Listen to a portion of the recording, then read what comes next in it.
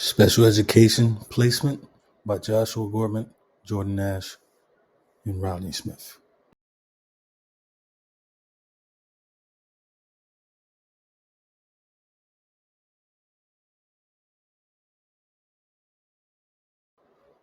The determination of appropriate educational settings and supports for students with disabilities aiming to provide access to general education curriculum while meeting individual needs.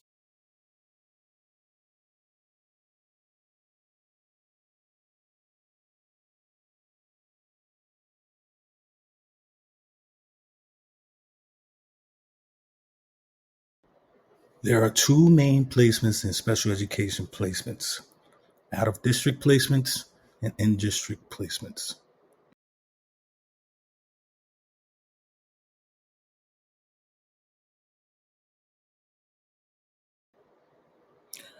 These are special education placement, continuum of educational placement, regular classroom with accommodations and modifications, regular classroom with pull-out services, home education options, least restrictive environment, separate schools, and separate classrooms.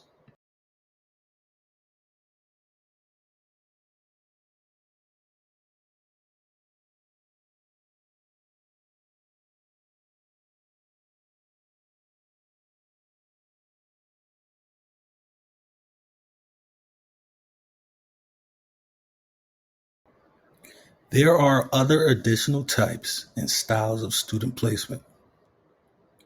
Several are here: general education classroom, general education classroom with accommodations and modifications, and co-taught classes.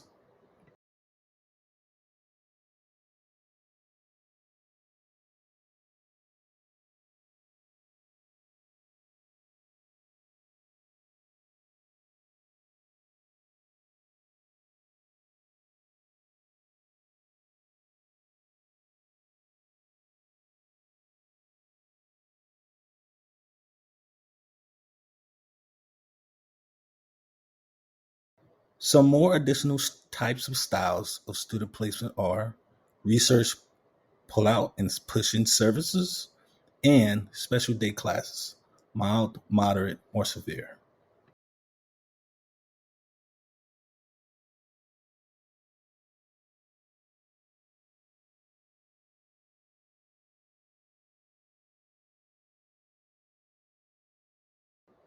There are also these styles as well: emotional disability classes, county classroom or regional programs, deaf, blind, and visually impaired classes.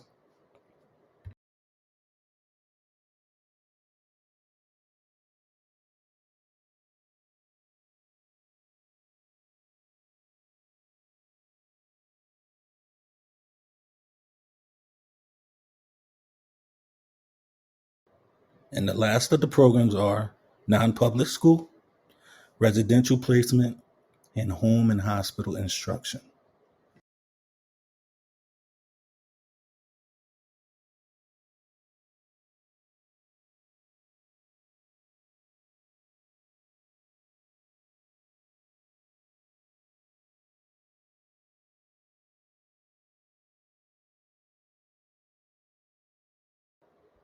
The benefits of special education placements.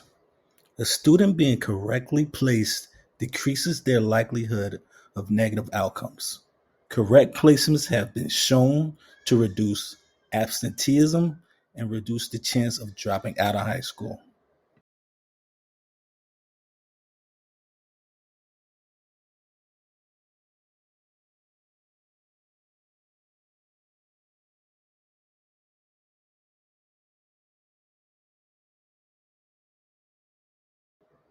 The flaws of special education placements. A student being incorrectly placed can lead to the regression of academic performance, decrease in social emotional well-being, and a decrease in social integration through communication and other life-related skills to become successful in life.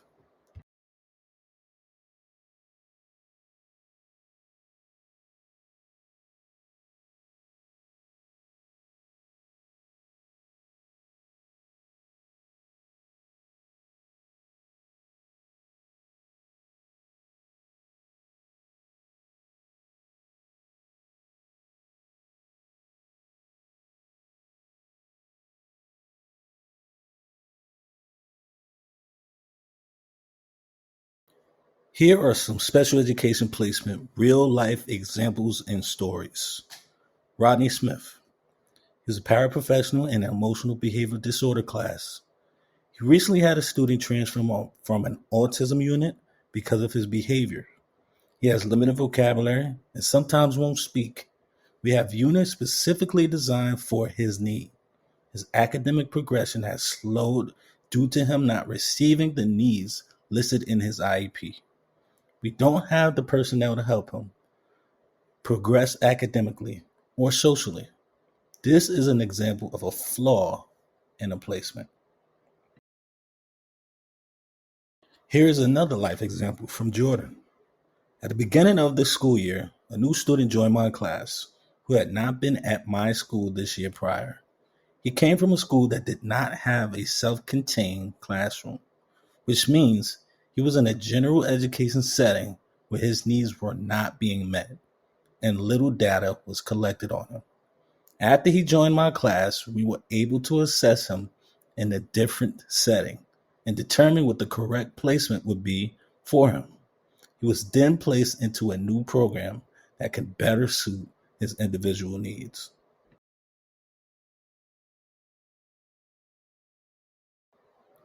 Then there was my story. As a paraprofessional in my third year in education out of 8 years, and currently a special education teacher, I experienced a student who was a part of a flawed and incorrect placement. This student was experiencing severe social and emotional and behavioral needs that were not all being met in general education settings with accommodations. This student was later placed in an in-district program for behavioral needs that I had the opportunity to be placed in with the student as they transitioned and was able to see both sides. She began to succeed and have the needs met that she needed in the in-district behavior program.